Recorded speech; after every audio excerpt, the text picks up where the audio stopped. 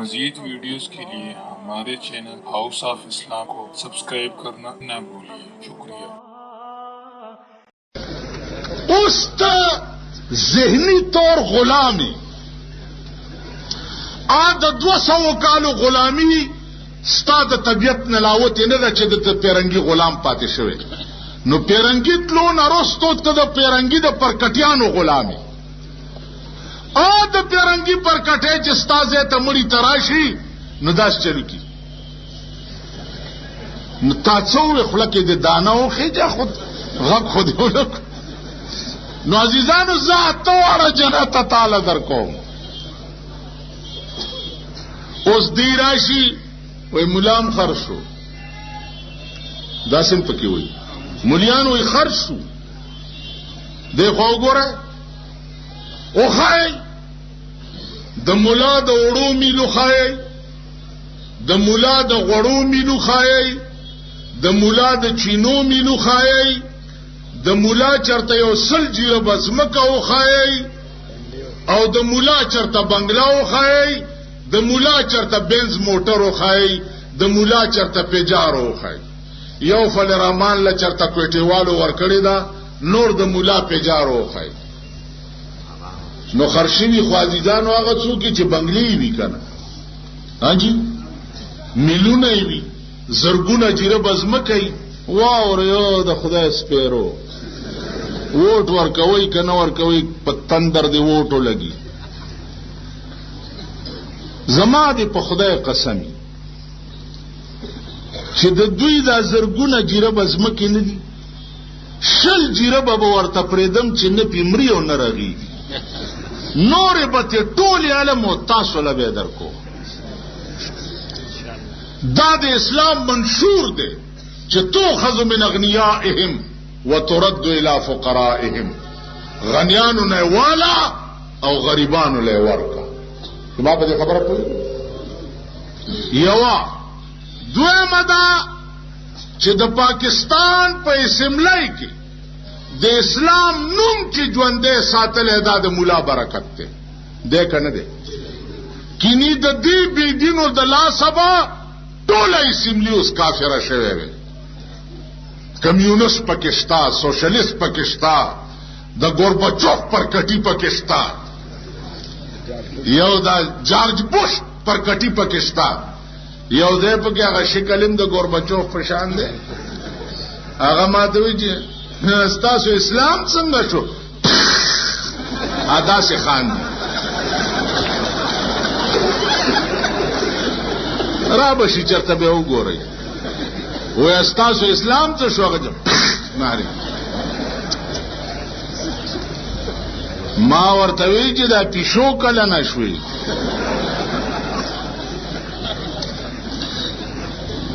وی چې پیشو څه مطلب مال आवाज دې د پیشو کړو او دیو طالب هغه ته استاد وی چې ته دا شین ډیر وې چیناو پلانې دا جنوبي ازلاو کې دا جبی وزیرستان دا شین ډیر وې ول دا شین ډیر مو آیا کدی بیا وینو جبا دنا پرې کوم. شرح جامی او کتاب دی هغه ته د طالبان شرح مولا وي نو اوس په جمعات کې پروت ته جمعات ته پیشور اله پاغه کتاب وروخت نو په شرح مولا وروخته دلته د طالب خو استاد د شین ویلو نه منی کړو چې شین بنوي نو پیشو ته چې پیشي شویم شین پکې راځي شرح مولا ته چې شرح مولا ویم شین پکې راځي نو دا طالبہ پیشو ته وای چې پیخي خپي خو په خاري مولا او خطي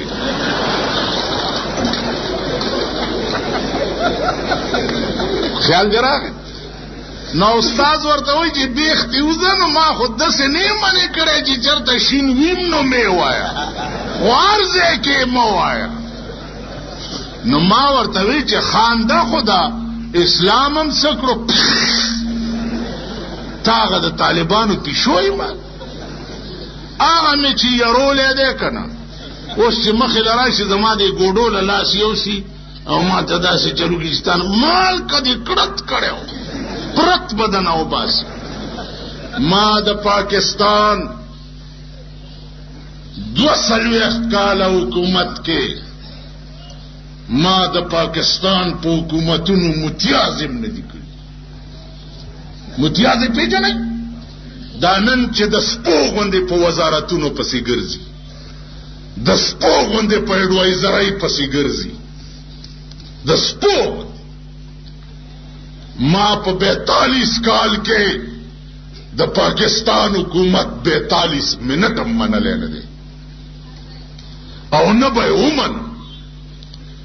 په هغه ورځ به د پاکستان حکومت منم چې په کومه ورځ دا ذلیل قوم د پیرنګي قانون لندن ته واستئ او په دې ملک کې د قرآن قانون رایشي.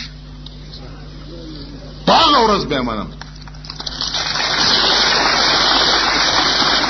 که تاسو اعتبار نه راځي، ستاسو د دې کلي 3 وزیران تیر شوي دي په پېښور کې، شته که نه؟ 3 تیر شوي دي. دا وزیرانو له ورشئ، قرآن ورته په سر کېدی چې بجلی ګر مولا چرته ستاسو دفتر ته راغلی دی یا تاسو ته د څه کار ویلي دي، قرآن ولا په سر کېدی. ما د دوی بوت نه منلو، نو دوی ته ما د کار څه وي؟ بوت یې را باندې بد لګېد. بټو صاحب نه ډېر خفه وم. د قومي اتحاد په وخت کې زه الچي وم د قومي اتحاد او د بټو منځ کې. د شپې په 2 بجې به ما د قومي اتحاد خبرې بټو صاحب سره کولې. نو خبروں کے گپ لگولی شروع کو. نو ما ورته ویلې مال جی آپ نے فرنٹیئر کے ساتھ بہت ظلم کیا ہے. وچ کیوں؟ مال فرنٹیئر میں کوئی خوبصورت آدمی نہیں تھا کہ آپ نے چین عبدالرازق خان کو چین لے گئے. چینیانو به ویلي چې دا ټول دغسې دي د صوبه زراعت خلق، دغه خو ډېر ښایسته نمونه ده. شرمېدلو خلق، اے بدبختو، اے کمبختو. تاسو یې لکه دا ټول کینډیډیټان مولانا صاحب تشریف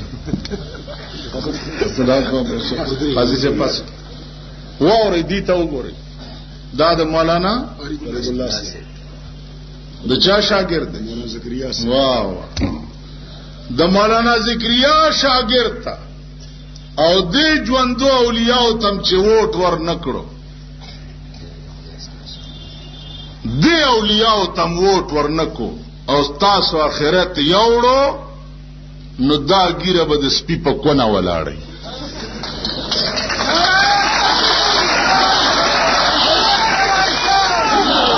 دا وګورئ، زه ستاسو د کلي نه یم، نه تاسو نه ووټ غواړم.